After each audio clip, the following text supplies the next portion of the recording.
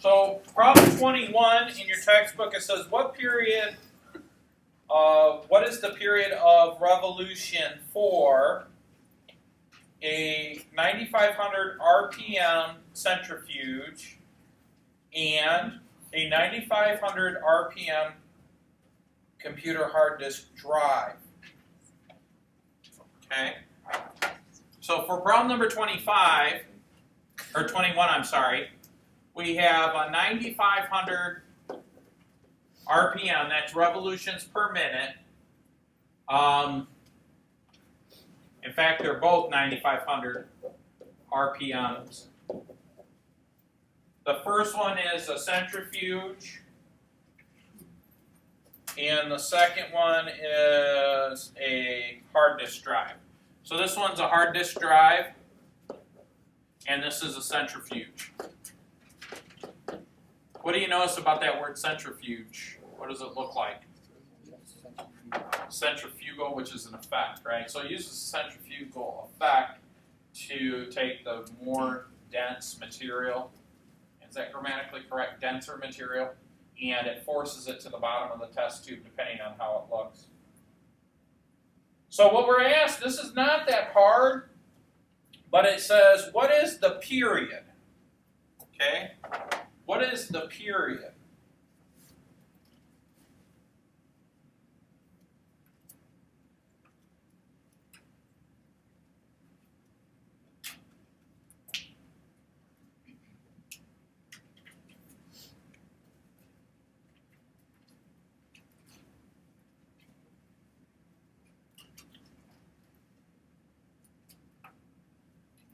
So I guess what I want to ask you guys, it's a little bit simpler if we go through and we try to figure out some of these things. So what I'd like for you guys to do is I want you to turn to page 256 and 257 of your textbooks. It's actually right at the top of 257. So in your textbooks, go to page 257.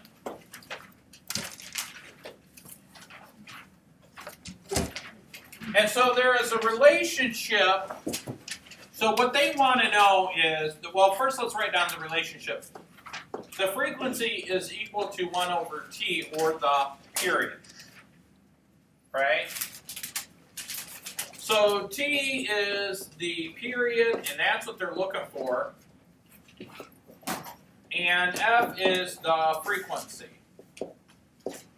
And so, oh great, Mr. Adams, now that we know what the period and the frequency are, what does that mean? Now, who remembers from their notes what is the definition of a period and what is the definition of frequency? Does anybody remember that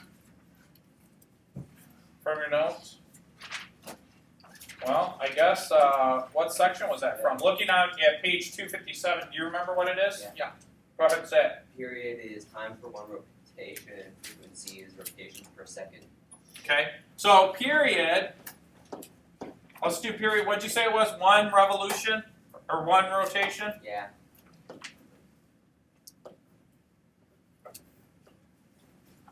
And what'd you say frequency was? Frequency is rotations per second. Rotations per second. So the frequency is rotations per second. Okay?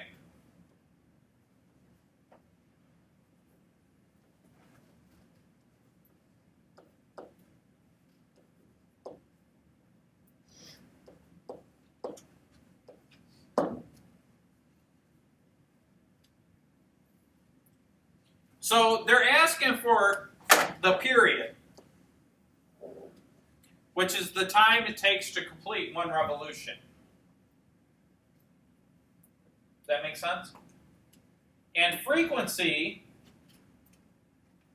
is the number of rotations per second.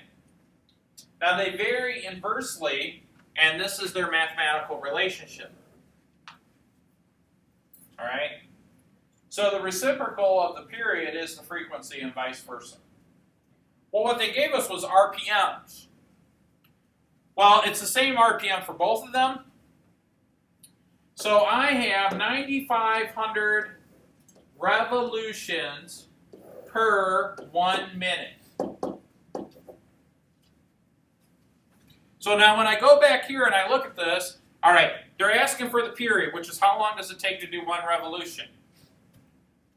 And the frequency is how many rotations per second, or revolutions, right? One rotation, revolution, they're kind of interchangeable, right? So what do you guys suggest we do?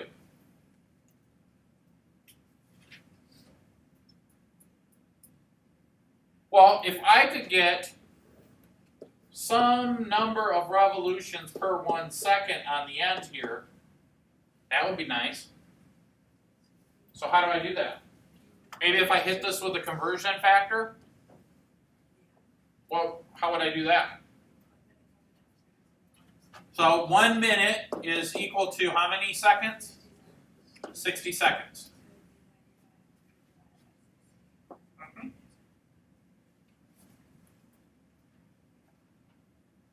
So what is that then? What's 9,500 divided by 60 seconds? Somebody do that on their calculator. I'm going to grab my... Normally I do the calculator on the screen, but today I'm just going to do it by hand because we're just going to do simple multiply, divide, subtract, and all that stuff. So if I say 9,500 divided by 60, I'll get 158. So I've got 158 revolutions per 1 second. Now what did I just find?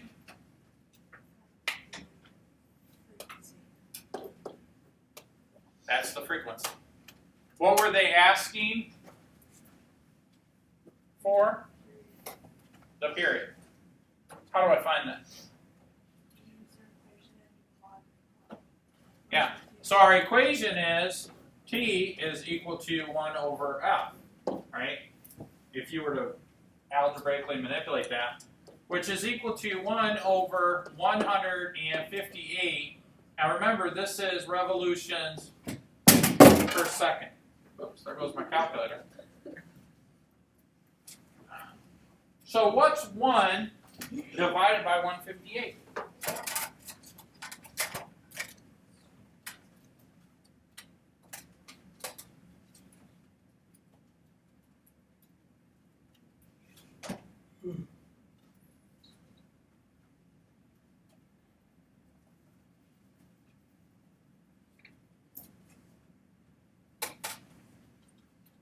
Does anybody want to tell me?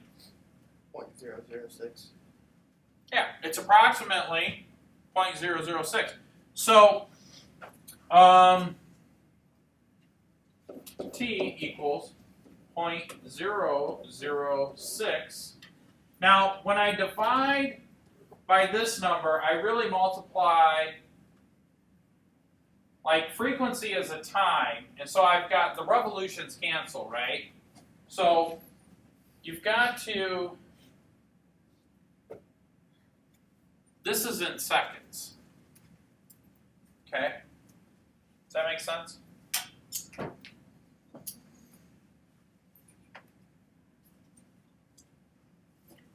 Because it's second per 1 revolution. It's really seconds per revolution, right? So it's really like this per revolution. Well, by definition of what the period is, we're only interested in the time part, right? Now, how do I write that in scientific notation? Yeah, 6 times 10 to the negative 3 seconds. Any questions on that?